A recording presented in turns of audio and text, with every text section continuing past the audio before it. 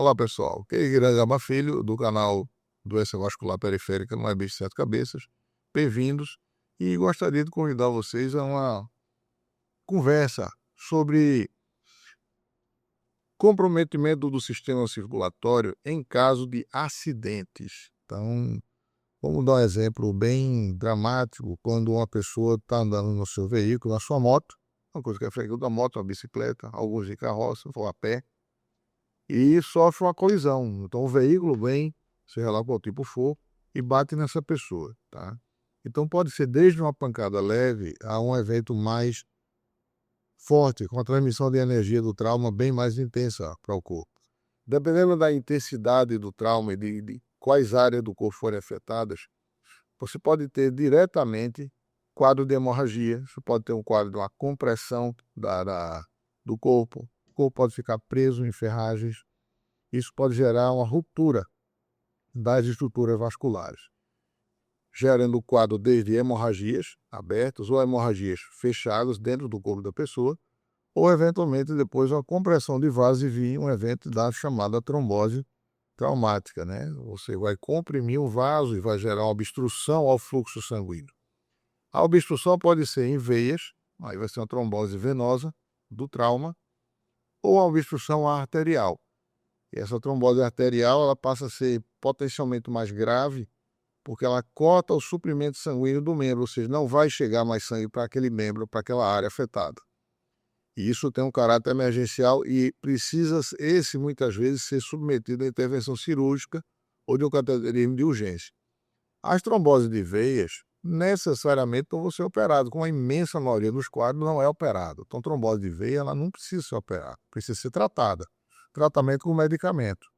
Você vai lá ajudar a dissolver o coágulo da veia para que aquele coágulo não vá para o pulmão, para os vasos pulmonares, e não tenha uma embolia pulmonar. Mas o tratamento ele não é cirúrgico, o tratamento você faz com medicação, com injeções, com comprimidos para ajudar a dissolver. Raramente você tem quadros dramáticos bem mais intensos e que precisam de alguma intervenção com cateterismo, né? Mas o quadro da doença arterial, quando a artéria ela é fechada, os vasos das artérias são fechados, que se corta o suprimento sanguíneo do membro, seja o braço ou da perna, tem necessidade de uma intervenção mais imediata, com horas de intervalo apenas entre o evento agudo, ou seja, entre levar a pancada e ser operado. Porque se depois de muitas horas ninguém fizer nada, vai perder o membro. Esse é o grande risco. É chegar a amputar. Tá? Às vezes pode acontecer de dar tempo de fazer o procedimento, porém foi um tempo tardio, ou a intensidade da violência do trauma foi tão grande na musculatura, nos nervos, na pele e nos ossos, que houve esmagamento. Então, o que a gente está sempre lidando em trauma é com síndrome de esmagamento. Bateu, esmaga, seja leve ou muito, dependendo da área, da intensidade, da quantidade de musculatura, de gordura afetado, quais doenças que a pessoa tenha, se você simplesmente foi comprimido, foi projetado para longe, foi jogado à distância. Então, vão se somando mais agravos à saúde. Tá? Então, se você tem uma fratura, 5 fraturas ou inúmeras fraturas. Tá? Se a pessoa, num momento desse, o membro foi totalmente esmagado. Então, a gravidade ela vai escalando e vai comprometendo mais ainda. Nesse momento, reações variadas são iniciadas no organismo para a sobrevivência.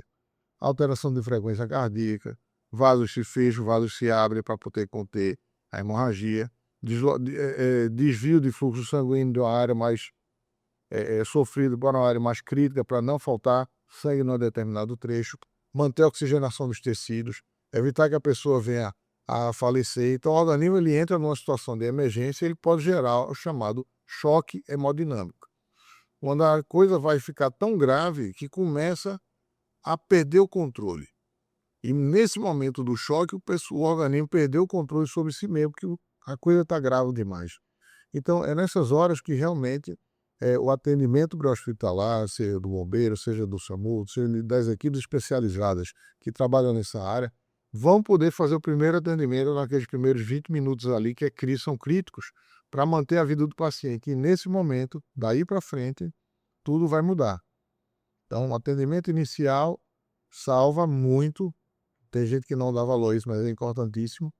Depois, a continuidade do atendimento avançado do trauma, que é o atendimento hospitalar inicial. E terceiro vem as especialidades, que aí vão fazer cirurgia neurológica, cirurgia vascular, ortopédica, o que tiver de ser feito. Então vai ser dado a prioridade a cada sistema, a cada situação, controle hemorrágico, ventilação, manter cabeça de pressão arterial para manter os órgãos funcionando, tudo dentro de certos padrões. Também a depender de cada área que está sendo acometida, ver qual é a gravidade, e vão fazer as cirurgias que são necessárias. Ora, e no pós-operatório, os cuidados para aquelas áreas machucadas não sofrerem trombose.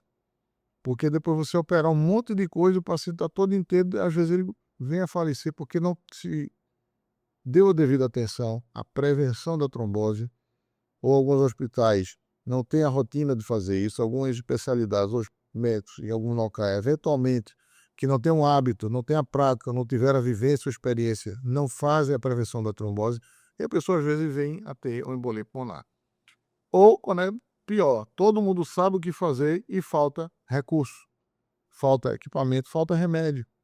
Então, dentro dessa complexidade é que às vezes vem os agravos secundários do sistema circulatório. Ou seja, um vaso que depois vem apresentar obstrução, um machucado de um vaso que só com o tempo ele evoluiu e fechou, tá certo? Uma ruptura tardia de um vaso ou de uma víscera, tá?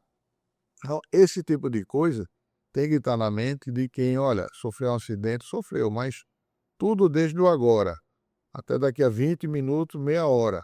Atendimento, transporte até o hospital, atendimento hospitalar avançado, sequenciamento das especialidades e o acompanhamento do pós-operatório, tudo isso envolve a possibilidade de eventos trombóticos, tanto venosos quanto arteriais.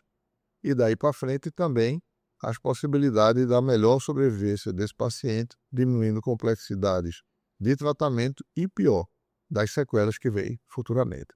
Então fica essa dica de quem tem situações na vida ou no conhecimento de vocês já passaram, passa um pouco desse conhecimento para quem está precisando, tá certo? De que precisa sim haver a prevenção trombótica, antitrombótica na verdade, em havendo trombose, fazer o tratamento, precisa de intervenção normalmente em doenças arteriais, são tratamentos extremamente complexos e agressivos que a gente precisa fazer, às vezes com cirurgias secundárias acima disso.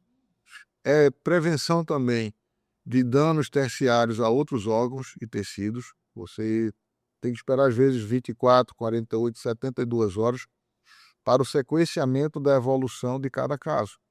Tá? Então não é simplesmente, o cara vai ficar bom mais 24 horas, não. Às vezes você tem que esperar 24, passou uma fase de complexidade, 48, 72, beleza. 5 dias, 7 dias, 14 dias, um mês. Tudo isso tem situações que tem mais ou menos, não que seja regra, mas existem padrões que têm que ser acompanhados, abordados e lá na frente, depois, ainda vem a recuperação de todo esse paciente. Fora a parte psicológica, né? Tanto da vítima, do acidente, quanto dos familiares e tal, que isso tudo tem que ser visto. Então, toda a complexidade que o trauma exige tem que ser pensado desde o momento da agressão, do acidente, ao tipo de energia que está envolvida naquele momento.